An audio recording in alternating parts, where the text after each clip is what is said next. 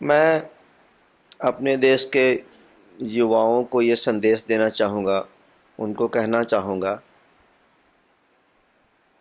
कि सड़क पर जब चलें तो अपनी सुरक्षा का ख्याल वो खुद रखें और ट्रैफिक नियमों का पालन करें, क्योंकि देश के युवा हमारे देश की संपत्ति हैं, वो हमारे देश के एसेट हैं।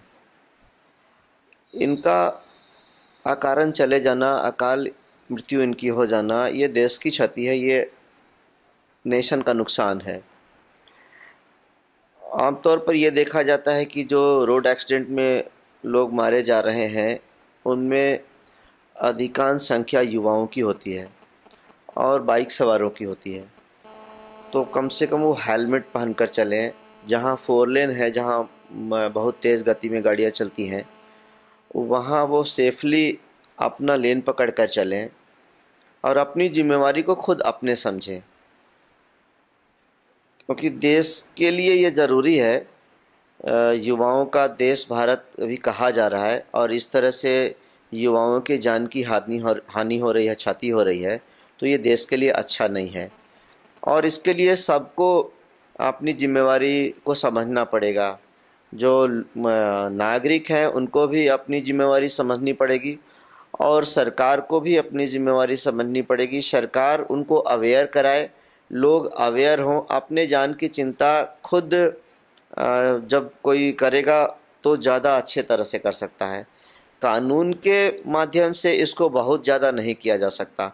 हाँ, कुछ ऐसी चीज़ें हैं जिनको कानून के माध्यम से कराया जा सकता है, जैसे दिल्ली में गति को नापने वाली, स्पीड को मेज़र करने वाली मशीनें हैं और कभी कभी लोगों को पकड़ा जाता है, उनके ऊपर जुर्माना लगाया जाता है।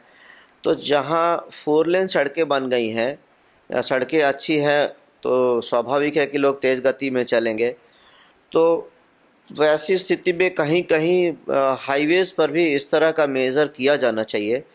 और सबसे ज़रूरी है उनको कि उनको किस तरह से चलना है, कहाँ उनको कट लेना है, किस तरीके से मुड़ना है, ये बताना ज़रूरी है।